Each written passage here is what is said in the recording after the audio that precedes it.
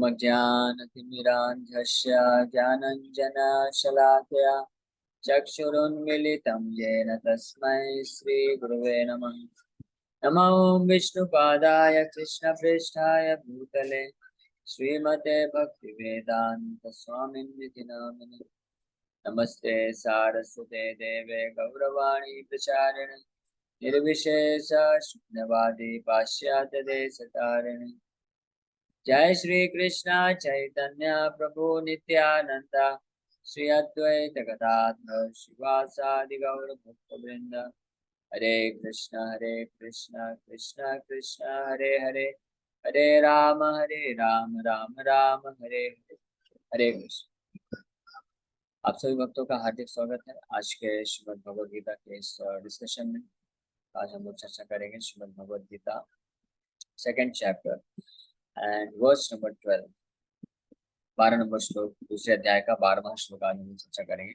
तो कल हमने इस श्लोक पे चर्चा किया था। श्री भगवान वाच असोच्यानन्वसोचस्त्वं प्रज्ञावादांश भाससे गतासु न गतासु नानुशोचन्ति पंडितः। भगवान कृष्ण इसमें अर्जुन को फटकार लगा रहे हैं, डांट रहे हैं कि हालांकि तुम तो प्रज्ञावादांश भाषसे, हमारी जो भाषा है, लैंग्वेज है, उससे तो लगता है कि तुम बड़ी बड़ी ज्ञान वाली बातें कर रहे हो, लेकिन फिर भी तुम वास्तव में ज्ञानी नहीं हो, तुम मूर्ख नंबर 1 हो। क्यों? ऐसा क्यों? डायरेक्ट ऐसे बोले नहीं कि मूर्ख नंबर 1 हो, लेकिन प्रभुपाद जी लेक्चर में बताते हैं कि indirectly Krishna told Arjun that you are a fool number 1। Why? क्यों? क्योंकि गतासु न गतासु नानुशोचन्ति पंडिताः, कि इस जीवित अमृत शरीर के लिए कोई भी जो पंडित व्यक्ति होता है, जानकार व्यक्ति होता है, वो ना तो मृत के लिए शोक करता है ना तो जीवित के लिए शोक करता है। लेकिन तुम क्या कर रहे हो? बातें तो बड़ी बड़ी कर रहे हो, लेकिन असोच्यान, जिसके लिए सोचना नहीं चाहिए, अनवसोचस्तम, उसी के लिए कंटिन्यूअस। अनु, अनु शब्द बहुत महत्वपूर्ण है। अनु मतलब निरंतर। निरंतर तुम यहाँ पे आए हो जब से, पिछले एक अध्याय में लगातार तुम निरंतर क्या है, जिस विषय वस्तु के ऊपर शोक नहीं करना चाहिए उसी के ऊपर ना केवल शोक कर रहे हो, बल्कि उसको जस्टिफाई करते हो, करने के लिए इतने सारे जो है तर्क प्रस्तुत कर रहे हो। अनवसोचम तुम। दूसरी प्रकार से इस संसार में लोग जो जिस विषय वस्तु के लिए ज्यादा चिंता, ज्यादा शोक या ज्यादा अपना चेतना नहीं देना चाहिए, उसी चीज के लिए व्यक्ति लगातार जो है अपना पूरा जीवन लगा देते हैं। वो है इस शरीर के लिए। ये शरीर नश्वर है, हर कोई जानता है शरीर नष्ट हो जाएगा। हम इस शरीर को कितना भी बचाने का प्रयास करें, लेकिन हम इसको बचा नहीं सकते। ऐसा नहीं बोला। जब कई बार इस प्रकार का भक्त लोग और भगवान और शास्त्रों में इस प्रकार का जब वर्णन दिया जाता है कि हमको केवल शरीर के लिए ही चिंतित नहीं रहना चाहिए, शरीर को ही सब कुछ नहीं मानना चाहिए, तो कई बार लोग सोचते हैं कि शास्त्र या भक्त या भगवान जो है हमको बोल रहे हैं कि हम शरीर का ध्यान न रखें। ऐसी बात नहीं बोली जा रही है। शरीर का ध्यान रखना है, लेकिन उद्देश्य क्या होना चाहिए? शरीर का ध्यान केवल शरीर को संभाल के इसके द्वारा इंद्र तृप्ति के भाव से, या इस शरीर को हम परमानेंटली अपने पास रख पाएंगे, इस भाव से शरीर का ध्यान रखने को कंडेम किया गया है। इस भाव को जो है बुरा बताया गया है, ना कि शरीर को ध्यान रखने के लिए मना नहीं किया जा रहा। वो तो आपको रखना ही पड़ेगा। जब हम बीमार पड़ते हैं तो हमको तो डॉक्टर के पास जाना ही पड़ेगा, मेडिसिन लेना ही पड़ेगा, हम अवॉइड कर ही नहीं सकते हैं, तो करना है। लेकिन केवल शरीर के ही बारे में सोचना, शरीर का ही चिंता करना, इस चीज को भगवान बोल रहे हैं यहाँ पे कि ये नानु सोचंती पंडिता। वास्तव में जो पंडित व्यक्ति हैं, जिनके पास ज्ञान है, कौन सा ज्ञान? वो ज्ञान अभी अगले श्लोक से, आज का जो श्लोक है यहाँ से चालू होगा, प्रारंभ होगा। जिसके पास इस प्रकार का आध्यात्मिक ज्ञान होता है, वो इस प्रकार से शोक नहीं करते हैं। हालांकि हर व्यक्ति असोच्यान, यानी जो जो विषय वस्तु सोचनीय नहीं है, ज्यादा जिस पर चिंता नहीं करना चाहिए। अनवसोचस, अनवसोचस मतलब लगातार। अनुसोचन यानी लगातार, पूरा, हर दिन, हर महीना, पूरा जीवन, हर क्षण जो है शरीर के लिए कार्य करते हैं, है ना। अगर आप लोग एनालिसिस करें तो हम सब के लिए आपको एक हम लोग टास्क देते हैं। सभी भक्त लोग ध्यान से सुनिएगा। यहाँ पे अब लगभग 60 लोग उपस्थित हैं मेरे को मिला के, तो 60 भक्त हैं। तो आप सब लोग ध्यान से सुनिए। अभी 62 हो गए, तो 63, 64, 65 जितने भी भक्त लोग आएंगे, तो आपको, आपके लिए एक टास्क है। आपको क्या करना है? आपको एक एनालिसिस बनाना है, करना है कि पूरे 24 घंटे में, पूरे 24 घंटे में हम कितना समय शरीर के लिए देते हैं और कितना समय हम लोग आत्मा के लिए देते हैं। ये आपके लिए टास्क है, आप सबको इंडिविजुअली करना है अपने अपने जीवन में।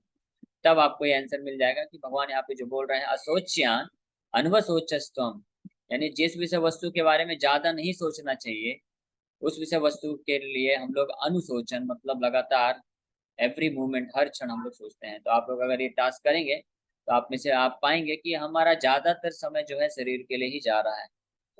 जैसे माता जी ने लिखा 50-50% लगभग। तो अगर कोई भक्त 50% शरीर के लिए करते हैं और 50% आत्मा के लिए कर रहे हैं, तो मतलब बहुत अच्छी बात है, ये अच्छा है ना। कम से कम इतना तो रखना ही चाहिए। 50% यानी 12 घंटे हम भगवान की भक्ति में लगे हुए हैं, यानी भगवान के नाम का जप करके, भगवान का श्रवण कीर्तन करके, भगवान का सेवा किसी न किसी रूप में, ये ना के ना प्रकार है ना, जो है 50%। लेकिन ज्यादातर जो लोग हैं, आप भक्तों को अगर छोड़ दिया जाए, आप सब तो भक्त हैं, इसलिए आप में से कई लोग हैं जो 16 माला जप करते हैं, और एकादशी में कई लोग 64 माला भी जप करते हैं, और फिर ये कथा भी सुनते हैं, गीता के बारे में पढ़ते भी हैं। और नेचुरली अगर कोई भक्त है जो 16 माला, 20 माला, 64 माला जप करता है और भागवत कथा, गीता कथा सुनता है, तो निश्चित रूप में जब वो अपने घर के कार्यकलापों में भी लगता होगा, तो भगवान का स्मरण उसके दिमाग में बनता रहता होगा। वो जब कहीं बाहर जाता है तो निश्चित रूप में भगवान, चीजों को, संसार को भगवान के दिए दिए हुए ज्ञान के आधार पे देख पाता होगा। तो that is also considered to be time invested, engage in Krishna consciousness. तो इस हिसाब से कोई जो है अपना एक भक्त अगर बहुत सिंसियर है और प्रभुपाद जी के बताए हुए रास्तों पे चलता है, तो वो अपना जीवन का 15, 16, 18 घंटे भी कृष्ण कॉन्शियस रह सकता है। वो हमारा गोल है ना। क्योंकि प्रभुपाद जी से एक बार किसी भक्त ने पूछा, प्रभुपाद जी बोले कि we should remain Krishna conscious 24 hours a day, 24 घंटे हमको कृष्ण कॉन्शियस रहना चाहिए, कृष्ण चेतना में रहना चाहिए। तो एक भक्त ने पूछा कि प्रभुपाद जी 24 घंटे कैसे रह सकते हैं, हमको तो 6-7 घंटे रात को सोना पड़ता है। तो प्रभुपाद जी बोले, तो उसने प्रश्न पूछा कि how to remain Krishna conscious while sleeping, सोते वक्त हम कृष्ण चेतना में कैसे रहें। तो प्रभुपाद जी ने बोला, if you are able to make yourself krishna conscious when you are awake, then the period when you are sleeping, that will also become krishna conscious। अगर आप, जब आप जगे हुए हैं, उस समय को इस प्रकार से मैनेज कर सके कि आप वो पूरा समय कृष्णा भावना भावित होते हैं, कृष्ण चेतना में हैं, तो आप जब सोने जाएंगे तो वो जो 6-7 घंटे का नींद है वो भी कृष्ण कॉन्शियस बन जाएगा। और ये प्रैक्टिकल है, ये हमने ऑब्जर्व किया है, और कई भक्तों ने ऑब्जर्व किया इस बात को कि जब हम अपना पूरा दिन जो है कृष्ण की सेवा में लगाते हैं, कृष्ण के चिंतन में लगाते हैं, और तो रात्रि में भी कृष्ण के ही वाइब्रेशंस, कृष्ण कॉन्शियस वाइब्रेशंस ही उत्पन्न होते हैं, कृष्ण के थॉट्स ही आते हैं, कृष्ण के ड्रीम आते हैं। ये प्रैक्टिकल एक्सपीरियंस है। विशेष रूप से जो भक्त निर्जला एकादशी का पालन करते हैं, निर्जला एकादशी के दिन कई भक्त हैं जो 64 माला, 128 माला, 192 माला तक भी जप करते हैं।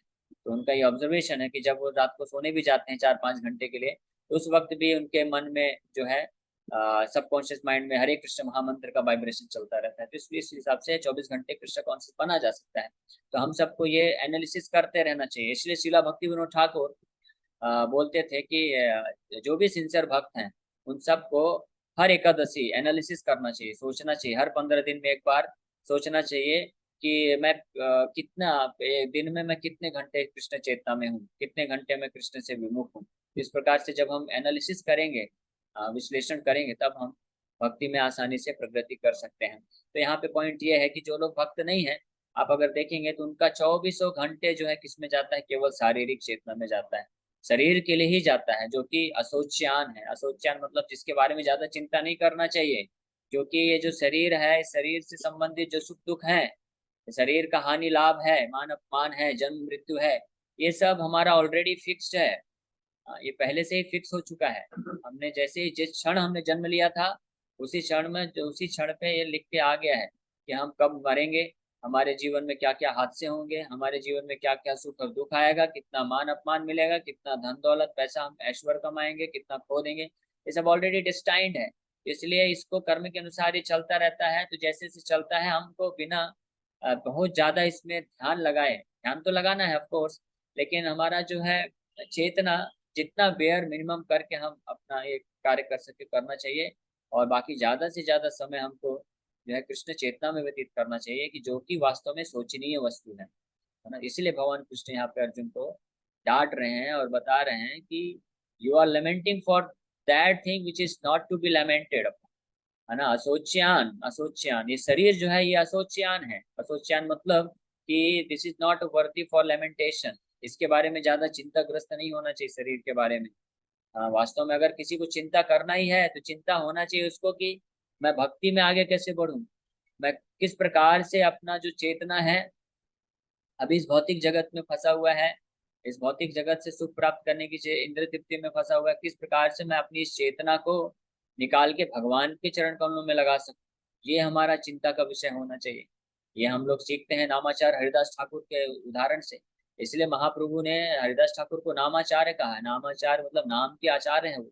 हरिनाम, हरिनाम जप करने के आचार्य हैं। आचार्य मतलब authority on the holy name बोल सकते हैं।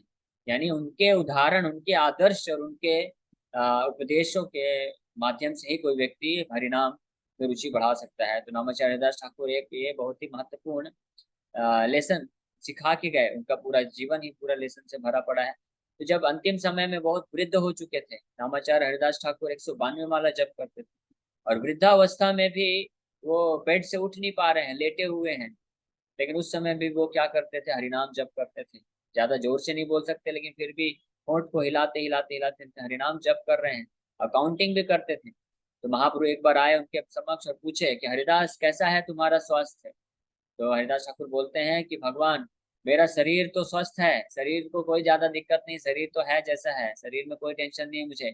मेरा मन बहुत अस्वस्थ अस्वस्थ हो चुका है, मन बहुत विचलित हो रहा है, मैं अपनी संख्या पूरी नहीं कर पा रहा हूँ, नाम जप नहीं कंप्लीट कर पा रहा हूँ मैं, ऐसा हरिदास ठाकुर बोलते हैं।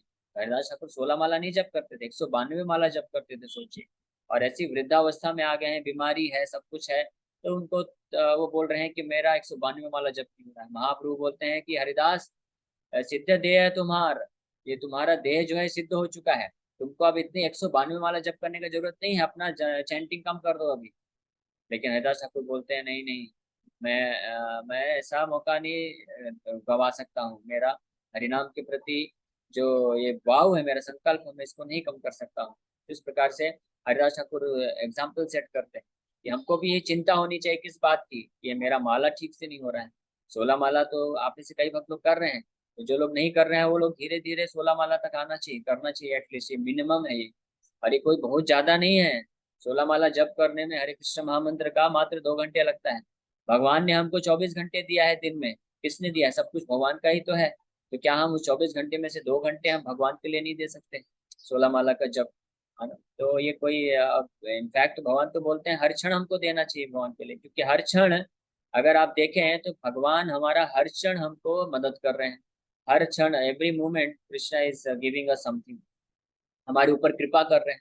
और भगवान खुद भी हमारा हर क्षण स्मरण करते हैं। ऐसा मत सोचिए कि केवल आप ही जब आप भगवान के नाम का जप करते हैं तो आप भगवान को याद कर रहे हैं, भगवान आपको याद नहीं कर रहे हैं। भगवान के पास तो करोड़ों करोड़ों भक्त हैं, भगवान अपनी वृंदावन लीला में मग्न है, और हमको कौन कहाँ पूछेंगे भगवान? नहीं, भगवान बोलते हैं तुम मेरे नाम में, मैं तुम्हारे काम में, तुम अपने काम में, मैं अपने धाम में। आगे जब जब कोई भक्त, ये भगवान का वचन है, आदि वरुण पुराण में कृष्ण अर्जुन को बोलते हैं इस बात, इस विषय में कि हे अर्जुन, जो भी भक्त मेरा नाम लेता है, स्मरण करता है, मैं उसका सदैव स्मरण करता हूँ, है ना। जब आप भगवान के नाम का जप करते हैं, जैसे आप 16 माला जप कर रहे हैं 2 घंटे, तो उस 2 घंटे में आप कई बार तो भगवान के नाम का बस जप करते हैं, मन कहीं और रहता है, लेकिन भगवान जो है वो आपके द्वारा जप किया हुआ एक एक नाम को सुनते हैं, यानी भगवान नहीं भूलते आपको।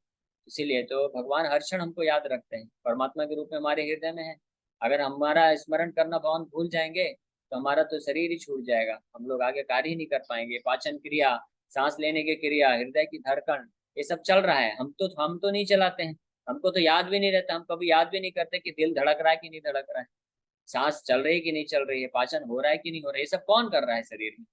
भगवान, भगवान कर रहे हैं। कृष्ण परमात्मा के रूप में उपस्थित होकर के, और गीता में भगवान 15वें अध्याय में बोलते हैं पचामी अन्नम चतुर्विधम, कि मैं अहम वैश्वनरो भूत्वा प्राणिनाम देहमाश्रिता प्राणापान समायुक्त पचामी अन्नम चतुर्विधम, कि मैं वैष्णव नर अग्नि बन के जो है आपके पेट पे जाके मैं पाचन क्रिया करता हूँ, आप जिससे आपको ऊर्जा मिलती है, शक्ति मिलती है। और इतना ही नहीं, मैं परमात्मा के रूप में हृदय में उपस्थित करके आपको याददाश्त देता हूँ, बुद्धि देता हूँ, ज्ञान देता हूँ, और भुला भी देता हूँ कई बार। और इतना ही नहीं, मैं जो दिल की धड़कन है ये सब मैं चलाता हूँ। तो भगवान कृष्ण हर क्षण हमको उपकार कर रहे हैं, ये शरीर के हिसाब से भी देखें तो यानी हर क्षण हमको याद करते हैं, इसीलिए हमारा दायित्व बनता है कि हम भी भगवान को हर क्षण याद रखें, याद करें। इसलिए हमको ज्यादा से ज्यादा भगवान का स्मरण करना चाहिए, नाम जप करना चाहिए, भगवान के बारे में सुनना चाहिए। तो यही हमारा चिंता होना चाहिए। और जो ये चिंता को छोड़ करके केवल शरीर के बारे में चिंता करते हैं, तो भगवान उनको बोल रहे हैं कि नानुशोचंती पंडिता, ऐसे लोग पंडित नहीं हैं। क्योंकि शरीर का के बारे में चिंता करने का कोई खास लाभ नहीं है, क्योंकि अंततः शरीर तो नष्ट होने ही वाला है, नश्वर है। कोई व्यक्ति कितना भी, देखिए कैसे कितने करोड़ों करोड़पति लोग हैं, वो लोग शरीर का तो बहुत अच्छे से ध्यान रखते हैं। अभी जब कोरोना का टाइम आया था, तो बहुत प्रैक्टिकल एग्जाम्पल लेते हैं। कोरोना के टाइम पे 1 से 1 करोड़पति लोग भी जो है पूरा धन संपत्ति उनके पास, लेकिन फिर भी जीवन को नहीं बचा पाए। तो ये प्रूफ है, ये प्रमाणित करता है कि कोई शरीर के बारे में कितना भी टेक केयर करे, है ना। लेकिन एक बात ध्यान रखिएगा, हम लोग ऐसा भी नहीं बोल रहे हैं कि शरीर को ध्यान मत दीजिए। हम लोग जो अभी विषय चर्चा कर रहे हैं वो ये है कि हमारा उद्देश्य, हमारा जो मन है, हमारा जो मानसिकता है, ये हमारा जो ध्यान है, वो ज्यादा शरीर पे नहीं रहना चाहिए। वो रहना चाहिए भगवान के भक्त बनने के लिए, भगवान का स्मरण करने के लिए, भगवान के सेवा के लिए होना चाहिए। अब भगवान का भक्त बनने हेतु, भगवान का स्मरण करने हेतु, भगवान का सेवा करने हेतु ये शरीर का इस्तेमाल करके ही हम कर सकते हैं। इसलिए उस हिसाब से शरीर का ध्यान रखना भी महत्वपूर्ण है ना। इसीलिए सबसे पहले स्वास्थ्य अच्छा रहना चाहिए। स्वास्थ्य अच्छा रहेगा तो हम साधना कर पाएंगे, साधना अच्छा रहेगा तो सेवा कर पाएंगे, तो वो जरूरी है। लेकिन यहाँ पे कॉन्शियसनेस, चेतना क्या होनी चाहिए, उस पर हम चर्चा कर रहे हैं कि चेतना ये नहीं होनी चाहिए कि ये शरीर को मैं हमेशा जो है जो जीवित रखूंगा, हमेशा यंग रखूंगा, ताकि मैं इस संसार में भौतिक इंद्रिय सुख प्राप्त कर सकूं। नहीं, चेतना रहना चाहिए कि शरीर तो नष्ट होगा ही होगा, इसलिए इस शरीर का जितना अच्छे तरीके से हम इस्तेमाल करके भगवत चेतना प्राप्त कर सके, कृष्ण को स्मरण कर सके, कृष्ण का भक्ति प्राप्त कर सके, वही इसका बेस्ट यूटिलाइजेशन है। That is the best use of this bad bargain. Prabhupada ji बोलते थे, we have accepted a bad bargain, है ना। एक गलत सौदा हमने कर लिया है। क्या गलत सौदा कर लिया है कि हमने ये शरीर को स्वीकार कर लिया है, भौतिक शरीर। भौतिक शरीर को, इस भौतिक जगत में आना एक बैड बार्गेन है, एक गलत सौदा में हम फंस गए हैं। हाँ, हम लोग आध्यात्मिक हैं, हम लोग स्पिरिट सोल हैं, सुपीरियर एनर्जी हैं, हमारा, हम लोग सुपीरियर नेचर को बिलोंग करते हैं। बट लेकिन हमने क्या कर लिया, गलत सौदा करके हम ये भौतिक शरीर को प्राप्त कर लिया।